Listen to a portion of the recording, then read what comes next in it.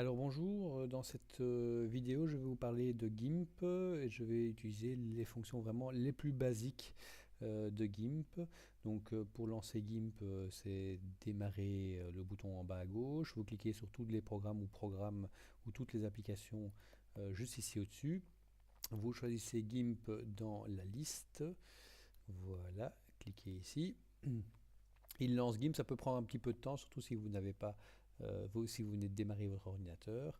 Voici la fenêtre GIMP dans laquelle je peux ouvrir ou fermer des documents et j'ai accès à toute une série de fonctions, mais on va voir vraiment les fonctions de base ici, à savoir l'ouverture d'un document, d'une image et la sauvegarde de celle-ci.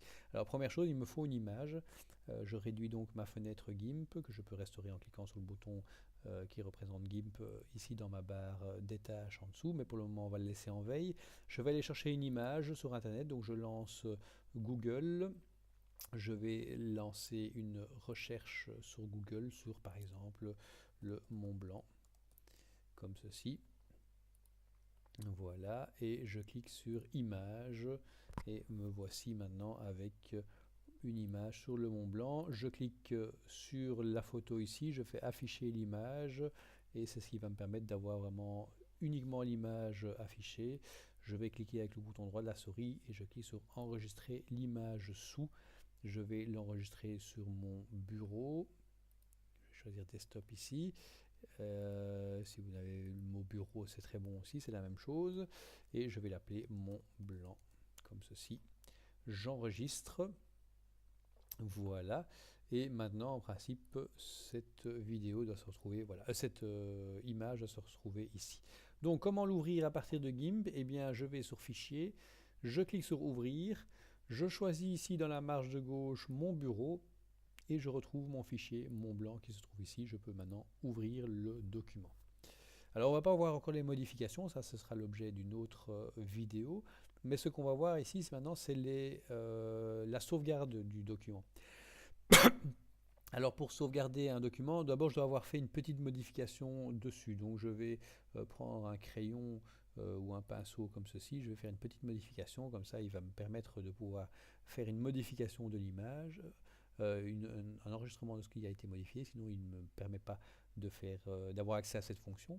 Je vais dans Fichier, je clique sur, si je clique sur enregistrer ou enregistrer sous, il va me le sauvegarder, mais dans le format de GIMP, à savoir le format XCF. Alors c'est pas forcément toujours une bonne idée, c'est pas toujours ce qu'on cherche à faire, surtout si vous ne comptez plus travailler sur ce document-là après, que vous voulez le récupérer dans un format plus habituel, il vaut mieux le récupérer au format JPEG par exemple.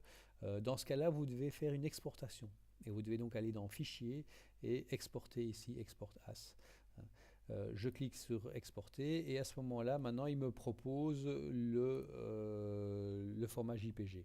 Donc, je vais l'appeler Mont Blanc 1 cette fois-ci, puisque sinon je vais écraser mon ancienne version.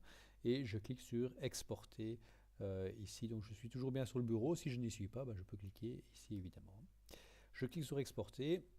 Alors, l'écran suivant me parle de la qualité de l'image. Ici, en fait, ça va dépendre du taux de compression et du coup de la taille de l'image finale. Vaut mieux pas trop y toucher, vaut mieux le laisser comme ça. Si vous voulez avoir moins de perte de qualité d'image, vous poussez le curseur vers la droite. Si par contre vous voulez avoir un fichier plus petit, mais forcément la qualité va s'en ressentir, vous poussez le curseur vers la gauche. Donc généralement je laisse GIMP parce qu'il fait un très bon choix. À ce niveau-là. Je clique sur exporter et voilà l'image qu'il s'exporte. J'ai donc ici la deuxième image. Si je double-clique dessus, il me lance un simple visualisateur dans lequel j'ai ma marque. Donc ça a fonctionné. Donc ça c'est la fonction vraiment la plus basique de GIMP. Et pour cette vidéo, c'était l'objet de cette vidéo. Donc on va s'arrêter ici. Je vous propose d'aller voir les fonctions sur les boîtes à outils ou les fonctions dans les menus qu'on retrouve donc dans les autres vidéos consacrées à GIMP, donc les menus qui se trouvent ici au-dessus, et la boîte à outils qu'on retrouve donc ici à gauche. Mais donc ça fait l'objet d'une autre vidéo. Je ferme GIMP, j'abandonne les éventuelles dernières modifications que j'ai faites. Et voilà, ceci termine donc cette vidéo. Merci beaucoup pour votre attention et à bientôt.